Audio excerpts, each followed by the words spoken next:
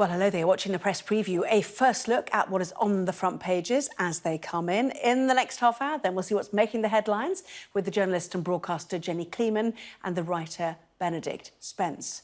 Reaction, no doubt, to the deal. So, front pages. Let's take a look, shall we, at the Metro. Picturing Boris Johnson shaking hands with European Commission President Jean-Claude Juncker after agreeing that Brexit deal, which must now be approved by MPs.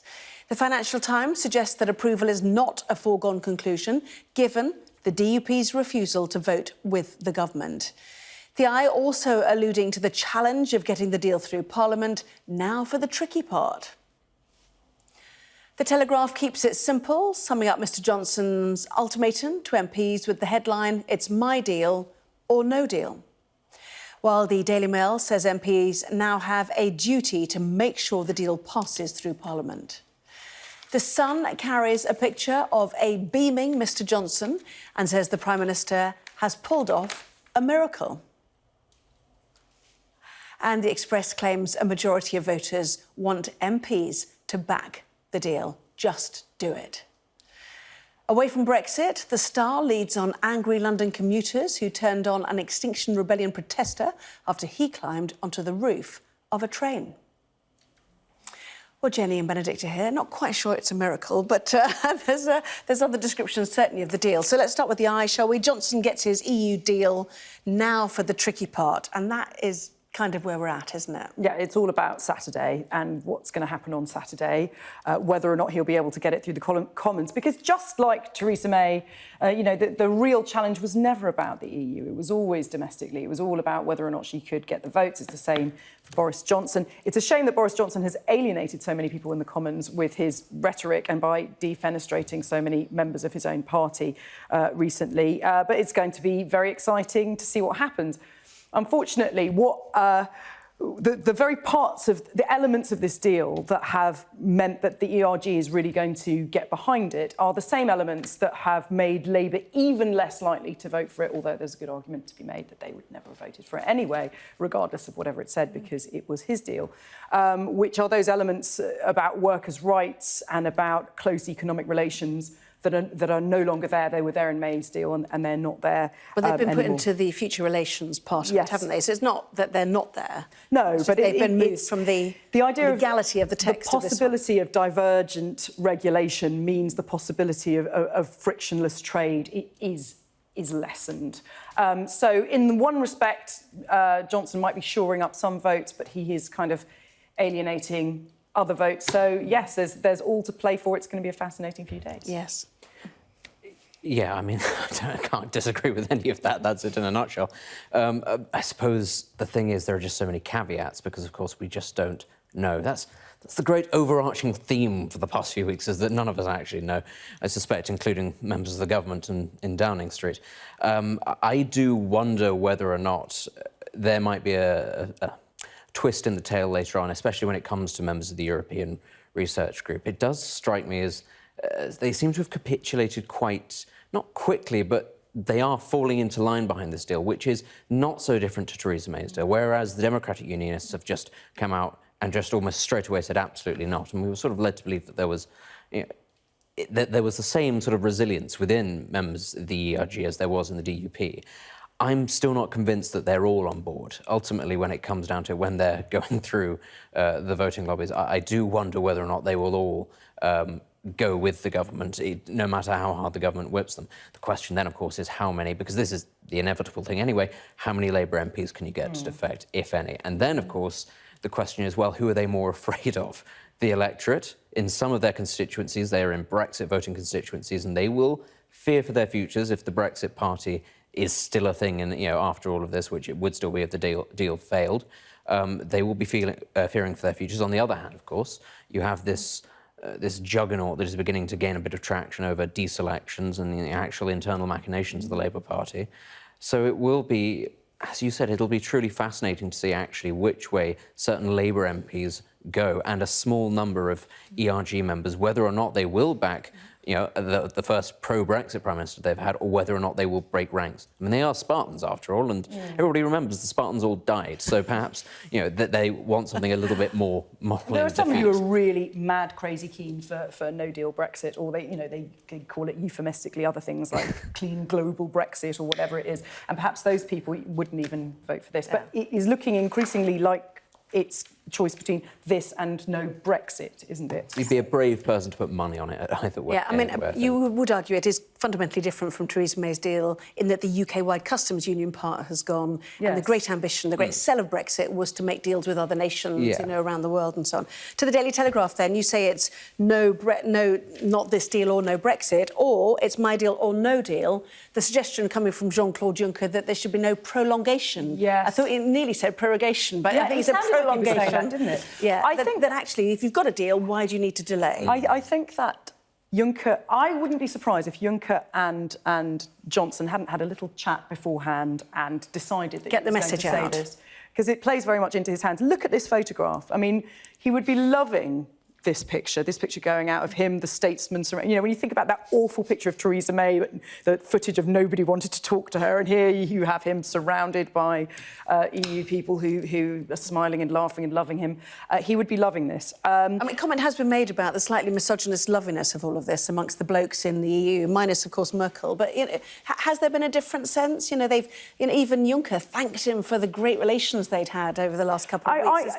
Has he been more charming? Has it got on with them better? Me as a woman that there's something misogynistic about it, but there is this stuff that Amber Rudd said earlier this week. Yes, that's true. But there is some sort of, I don't know, Johnson's shiny charm. I don't think it's anything. I don't think it's anything to do with misogyny. I think it's simply a case of approach. I think that this government's approach, these are two different governments, theoretically the same, but they are, and this government's approach has been a lot more aggressive towards the EU, whereas actually Theresa May's just wasn't, and there was no real desire for the EU to sort of kowtow to her on anything or give her any ground, because why did it need to? They made it very clear very early on that they were very keen to get a deal, whereas now, even though I don't actually believe the government is really keen on a no deal, just floating the idea and having people inside Number 10 who ideologically are not opposed to no deal at all, it's setting out a different message that actually we are prepared to take this step, and all of a sudden it's okay, we can't treat you like the little lady in the corner anymore, because actually there is that element to it, but it's not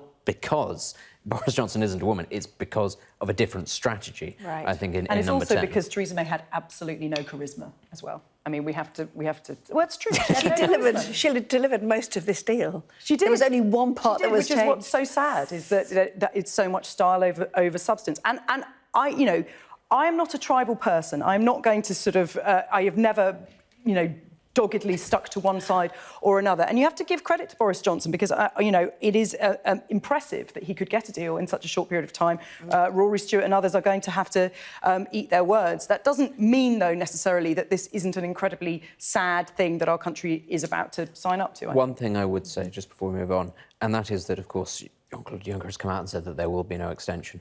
Let us say, hypothetically, though, that the deal doesn't pass Parliament. I wouldn't suggest for a second that he's not being entirely serious, but I think you might see him very quickly row back if there's a suggestion that actually the option is no Brexit, that he might not actually say, oh, well, these are very exceptional circumstances. Yeah, it's not his... It's the Council, which is the EU leaders, I think that who's in the guest. I think it's an understood thing. He's come out and stated a position, but behind the scenes, they're not going to actively push it into a hard deal situation if there is a way around it. If the deal fails, I think there will suddenly, out of nowhere, be some leeway. OK, well, let's do the if the deal fails, shall we? In The Sun, get real, the message to dithering MPs, get real, take the deal.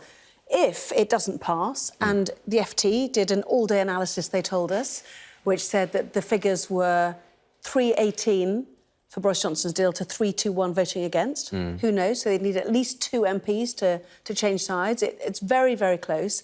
If it does fail, what then? I mean, that's the million-dollar question, isn't it? Theoretically, there is a mechanism for dealing with that, and that's a vote of no confidence in the government. But we've had that point already, and the opposition has made it quite clear that they're not prepared to pursue that avenue. So where does that leave us? Then again, you have the situation of, well, then will the EU actually turn around and say, well, maybe there will be an extension, because otherwise we're just going to be sat here. I mean, nothing can be done. I mean, is there anything else in the EU piggy bank that they can offer And if there is, then why would they vote it the first time? If there might be...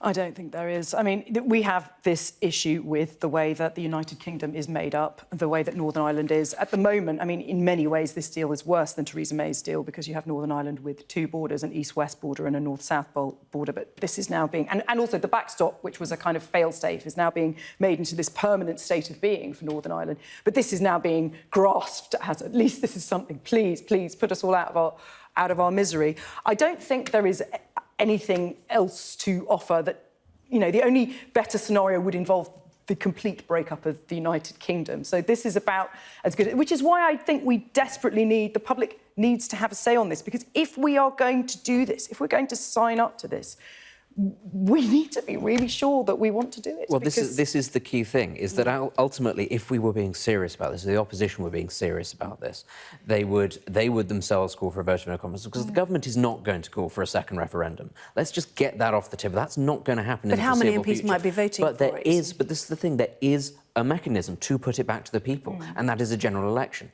And they're not prepared to do it. No. That's the key thing. Well, the sad thing is that the Labour Party have always said they want a general election, but again, just like the Conservatives, the Labour Party is only concerned with itself and getting into power and doesn't want a general election where the polls are putting the Labour Party so far behind at the moment. So it's not actually about what's good for the country and what might actually lay this to rest and allow us to move forward. Again, everybody, DUP, everybody is acting purely in self-interest. And this is the ironic thing, because in my view, Brexit was always a vote not just against Brussels, but also against Westminster, and the idea that politicians in this country were not taking things seriously. We're far too obsessed with party politics rather than national politics. And, you know, for a lot of Eurosceptics and a lot of people sat on the fence, they will have been watching this entire thing and say, this justifies the decision in the first place. But Daily Mail, just hold your thought, Daily Mail as well, he's done his duty now, MPs must do theirs. Similar message, you know, the dithering MPs and so on. Just wanted to ask you about the DUP. Yes. You said everyone's working in their own self-interest. Yes. But actually, are they at the vanguard of trying to protect the union? Because should we all be worried about that, bar the SNP, obviously, who've begun to say Northern Ireland will get a say, Wales voted for Brexit, England voted for Brexit. We're the only ones in unique circumstances who are getting no say, with 62% of people voting. I don't think they're trying to... I think staying in. The thing that the DUP is upset about is the whole issue with consent and that they're not getting a veto, and they want to Which is built into processes. Yes, they want to maintain the power that they have. I mean, at the moment, the union would be protected through a democratic means in this deal. What they're upset about is the veto. And they had said that there were elements they didn't like about it, and their rhetoric has hardened a lot throughout today. Everybody's acting in their self-interest, including Nigel Farage, who gave this absurd statement Too today. many compromises for me. Yes, that he wants to extend it and then have a general election. It's like, no, if you really want to leave the European Union, get behind the only opportunity you've got. It just shows how this entire thing is opportunism from the beginning to the end. Well, no, I agree completely. I think it's very funny that the Brexit Party was born out of the ruins of UKIP on the idea that actually what we want is Brexit, we're going to hold the government's feet to the fire, and then the second that there is a deal, they go, oh, no, don't pass a deal, we won't have any jobs anymore, our careers will be over. Please don't do that. And yes, no, very quickly, will it get passed on Saturday? Oh, don't ask me that. I have no idea. Benedict? Why not? OK. Coming up, the other stories of the day, why even some of Extinction Rebellion's own supporters say that the climate change protest group has gone too far this time. Welcome back. You're watching the press preview with me this evening, Jenny Kleeman and Benedict Spence. Welcome back to both of you. To the Financial Times, leads on the Brexit agreement, but underneath there, the meeting today between the US Vice President and the Turkish President, and almost the damage limitation that the Americans are trying to do now. Yeah, I think the Americans are trying to take credit for the ceasefire in Syria, which we're not entirely sure what that entails and how that is working. Obviously, there has been a delegation of American statesmen going there trying to talk to Erdogan, who apparently threw Trump's letter in the bin. This whole thing is totally ridiculous. Men with giant egos sending letters, throwing letters in the bin. What is interesting about this story and what is not getting a lot of airtime is, in fact, the assurances that apparently Russia and Putin have made Erdogan about how they are going to make sure that the Kurds don't go anywhere near the Turkish border. And it was after those assurances that Erdogan agreed to the ceasefire. So it may be... Well, he's not even saying it's a ceasefire. It's a pause, isn't it? It's a pause. But the pause may be more to do with Russia than the United States. And this may be the case. It may be the case that Putin is happy for Trump to take credit for this, so that then Trump is out of the Middle East and leaves it alone for Putin to police. I mean, the sad reality is I think that this is much less about ceasing hostilities. It's an opportunity for the forces on the ground to regroup. Ultimately, that's what it is. It's, you've got the Turks going in, the Kurds retaliate, Assad comes up from the south, you have US troops who still haven't actually been withdrawn, still in the middle, all of us. So it's really in the US's interest for there to be a slight pause to actually deal with that situation, if anything, just to actually get their men out of there, because they were in the thick of it, whether or not they were supposed to be engaging or not.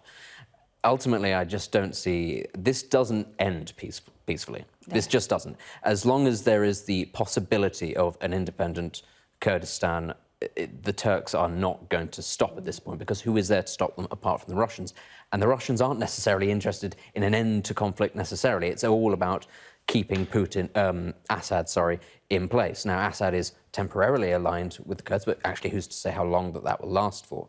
So I don't think it's worth the paper that it's written on. OK, 5-day ceasefire, theoretical ceasefire. In 5 days, Erdogan meets Putin. So it's interesting timing, isn't it? To the Daily Star now. Avit, they say. Day Eco Krusty's got rough justice. Fascinating what happened. What's really exciting is we're actually talking about the front of the Daily Star, because it's actually got a proper it's almost story on the front of it. It's amazing. Welcome to the party, guys. Extinction Rebellion did something not very popular this morning. They superglued themselves to electric trains, thereby stopping lots of not very well-paid, 0 hours contract people from getting to work on public transport, and some of the most environmentally friendly public transport there is in London. And there was some bad scenes with people being dragged off trains. This is interesting because Extinction Rebellion is a coalition of activists, and not everybody agrees with this. There was some survey today of Extinction Rebellion members, 72% said that they shouldn't be disrupting public transport. It does seem to be an extremely poor choice of targets when there are so many other things more damaging to the planet. We will talk about them more at 11:30 if you don't mind. I apologise, Sure. We have run out of time. We'll see you then. Thank you. To the weather. Hello there, you're watching the press preview, a first look at what is on the front pages. In the next half hour, then, we'll see what's making the headlines with the journalist and broadcaster Jenny Kleeman and the writer Benedict Spence. Welcome to both of you. So, front pages, as you might expect, most are leading on today's action in Brussels. So to the Metro then, picturing Boris Johnson shaking hands with European Commission President Jean-Claude Juncker after agreeing a Brexit deal, which must, of course, now be approved by MPs. Now seal our deal. The Financial Times suggesting that approval is not a foregone conclusion, given the DUP's refusal to vote with the government. The Eye also alluding to the challenge of getting the deal through Parliament. Now for the tricky part, the paper says. The Guardian reporting that the Prime Minister is confident that he can get the deal through, even without the backing of the DUP. While the Mirror says Mr Johnson faces an uphill struggle, with Labour, the Liberal Democrats and the DUP all planning to vote against the new agreement. The Times says the Prime Minister will spend the next 24 hours trying to convince MPs to back him. While the Telegraph keeps it simple, summing up Mr Johnson's ultimatum to Parliament with the headline, "It's my deal or no deal." The Daily Mail says MPs now have a duty to make sure the deal passes after the Prime Minister's success in Brussels. The Express claims a majority of voters want Parliament to back the deal. Just do it, they say. The Sun carries a picture of a beaming Mr Johnson and says the Prime Minister has pulled off a miracle in getting the EU to agree new terms. Get real, take the deal. And away from Brexit, the Star leads on angry London commuters who turned on an Extinction Rebellion protester after he climbed onto the roof of a train. So, Jenny Kleeman, Benedict Spence with their thoughts. Final hurdle is how the Times put it. Meanwhile, the other newspapers talking about the tricky part, the final part, the difficult part to come, which is Parliament. It has always been the difficult part in Brexit. That has always been where the problems are. No matter how much the really serious Brexiteers have always said it's the EU trying to sabotage our attempts to leave the European Union, the challenge has always been getting this through Parliament. And let's see what happens on Saturday. Saturday's going to be interesting. We've already heard kind of rumblings and rumours of the way the arithmetic might be going. It is a shame that Boris Johnson has alienated so many people in the Commons, people on both sides of the House, and having got rid of so many of his own MPs recently. He's been very strange in the House of Parliament. He's been very kind of, with all of his extremely warlike language, he's now all of a sudden he's trying to come back as this sort of great conciliatory force who's going to bring Brexit over the line. But there is no doubt that this is a triumph for Boris Johnson, because he is going to get what he wants here. Either he will get this deal through and then he'll be, you know, the great Prime Minister who actually managed to deliver Brexit by the 31st of October, which is what he promised, or he will be the person thwarted by Parliament and he'll be able to be the great populist who is standing up for what the people want and what the EU have allowed and what the awful people in the Commons are denying. So, you know, well done to him in that respect. This deal, though, I mean, I still think it's very imperfect. I feel very sorry for people in Northern Ireland who are facing borders on either side and are, you know, have been feeling beleaguered for a long time, I'm sure, being treated as if they're the sticking point to the great future freedom of this country, or however you might conceptualise it. I think it's a very imperfect deal. It's preferable to no deal, but I still think that the best solution would be no Brexit. Well, the middle strap there, Juncker gives Downing Street a boost by appearing to rule out a further Brexit extension, which takes us to the Telegraph. It's my deal or no deal. He seemed to suggest there is a deal. Why would we need a prolongation? Why would we need an extension, he was suggesting. But it's not really in his gift. It's actually the EU Council, the European leaders, who would say yes or no to that, yes, should the deal fail on Saturday. So. Sure.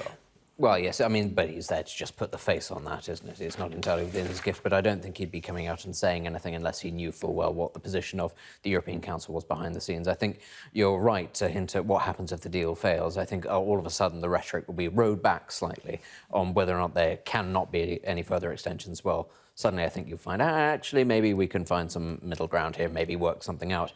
I think, as you said, it does all just come down to Saturday now, and the arithmetic, trying to work out who might go one way, who might go another, it is actually pretty fascinating in a lot of ways, because, as you say, a lot will depend on people who Boris Johnson has either alienated or who have removed themselves from his sort of sphere of influence, people like Amber Rudd and a number of other let's jump ahead to the inside pages of the Daily Mail, sure, shall we? Pages 8 and 9. What Boris needs to do to get the deal over the line. There we go. They've gone through some of the numbers. Everybody's got slightly different numbers, so we'll bear that in mind as we listen. I mean, yes, the Mail has the government winning it, getting over that target of about 320 votes. I think the Financial Times, meanwhile, has them losing it by 2. They said 318 for the Tories to 321 for everybody else. Exactly, and I think that the narrowness of the margin shows you that everybody is pretty much aware that it's struck down the middle, and it is a question of who falls one way or the other. Of course, you could get the really disastrous situation where you might have a tie-break being broken by perhaps the former Prime Minister Theresa May, perhaps the Speaker of the House of Commons John Bercow. You have all sorts of different permutations that this could go down. And again, you know, will Amber Rudd, people like that, actually come out and vote for Boris Johnson's deal after everything that's gone before? Will these hardline members of the European Research Group, the ERG, who have, you know, sort of lashed themselves to the mast over the issue of Brexit, will they actually now, you know, fall into line after having rebelled against the previous Prime Minister before? Will there actually be any number of Labour MPs who are prepared to cross the floor and vote for what will be spun as a Tory Brexit? You know, there's so many different elements to this that we simply... Well, we simply don't know. So the top line, MPs Boris must win over, 259 Tory loyalists, the 28 Spartans of the ERG, the ex-Tories, they've put it at 21 there. That includes Amber Rudd, I suppose. Philip Lee's gone to the Lib Dems, so he's following their policy. Labour leavers, 19, and then independents like Frank Field, who voted for Theresa May's withdrawal agreement. And I think the thing with the ex-Tories thing, I think that's a bit ambitious. I think to say that they will all absolutely vote. Well, Alistair Burt indicated he would. Well, that's one.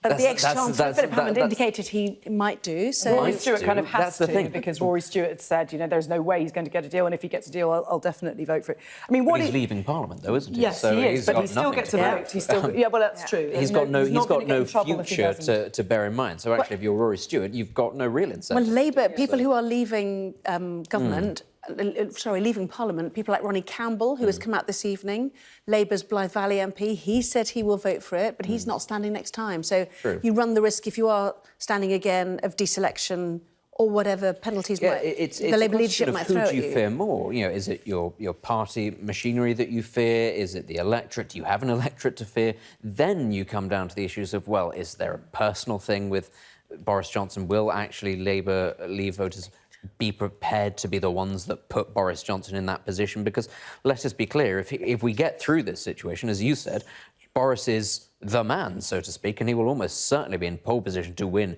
a general election. Do you want to hand him that on a plate if you're about to? Do you want that to be your legacy? You know, that you leave Parliament and Boris Johnson is Prime Minister with a majority? Isn't it sad? I mean, I'm going to sound incredibly naive that I'm saying this, but isn't it sad that they can't just vote for what they think and what they believe, and that it's still, at this stage... About politics. All about politics, and that's why we've been jammed in this for 3.5 years. That's why the Labour Party has been unable to oppose this incredibly weak, incredibly poor succession of Conservative governments that we've had, because everybody is still thinking about their own political future, both as parties and as individuals, and letting the country down because of it. While we're here as well, Remainers' second referendum bid falls into chaos. There had been a suggestion that they would force through a vote on the possibility of ratification, effectively, of this deal with a confirmatory referendum.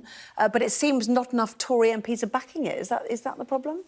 Yes, I believe that's the problem. And I also, my personal view, I've never actually been opposed to the idea of a second referendum, because I think the referendum was pretty obscure as to what it was in out. Well, does that mean a deal or does that mean no deal? When the issue of a deal came up, at that point, I didn't think there was anything wrong with putting that to a second referendum. But of course, that would always be used as a vehicle to then try and remain. I do think at this moment in time, a second referendum would just cause far more trouble than a general election or just voting on the deal and saying, OK, this is it. And yet thousands of people will be marching on Saturday to still demand that. I think there are a lot of people who feel that now we know what Brexit is, that it is potentially this, we would like to be able to say whether or not we want this, given that everybody was promised unicorns and rainbows and millions of pounds. Now we actually know what it is.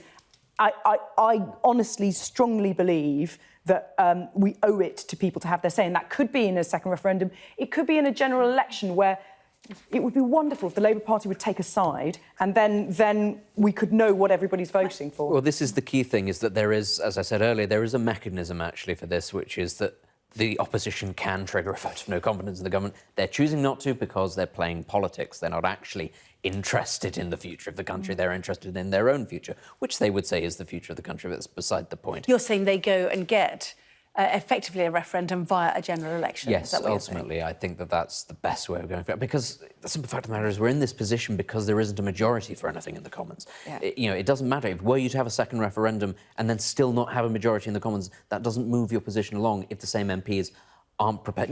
Lots of them aren't prepared to listen to the first referendum. Why would they then change for the second referendum? So it doesn't help the situation. Yeah. We're looking ahead to Saturday, big day, but let's look back again at today. The Metro now seal our deal. What did you make of what Boris Johnson has done? One, he has compromised enormously after that meeting with Leo Varadkar last week, but he has got a deal, and the EU did actually open the withdrawal agreement when they said they weren't going to. Has it been a success for him? Has the compromise gone too far, as Nigel Farage has said in his assessment? Or what do you make of how he charmed them? How he charmed them is another question. I would say, in terms, he would see this as a great success. And in all of the photographs, there is this look of total relief and exhaustion. There's a look of total shock on the Yes, yes, but a total relief in his eyes. I would say it's a great success because he has always said he could get a deal by the 31st, and a lot of people, myself included, did not think it was possible. It is basically a cut and paste of Theresa May's deal with enough tweaks to pacify the ERG, which is a big deal in and of itself. The deal itself, I think, is really massively imperfect. As I said before, but it would allow us to move forward if we want to move forward in this incredible state of self-harm that we seem to be doing. Yeah, and just a final look at the Daily Telegraph, the European leaders surrounding Boris Johnson. You don't have it? Oh, do you remember it from before? Maybe you do. It was the one with it's my deal or no deal. But that moment of being surrounded by the European leaders, that's kind of, It's like being back in the Bullingdon Club. Everybody just adores you. Oh, I'm sorry, I wasn't meant to bring that. That was a cheap shot. Plenty more still to come. Other stories as well. You might be glad to hear. I don't know. I think people are kind of quite into this end game. If it is an end game. It's not an end game. That's the twist. There's 3 more years to come. Coming up, when your smartphone reminds you to pray, never let it be said we don't cover a wide range of stories. Back with that in just a moment. Welcome back. You're watching the press preview with me this evening, Jenny Kleeman and Benedict Spence. Welcome back to you as well.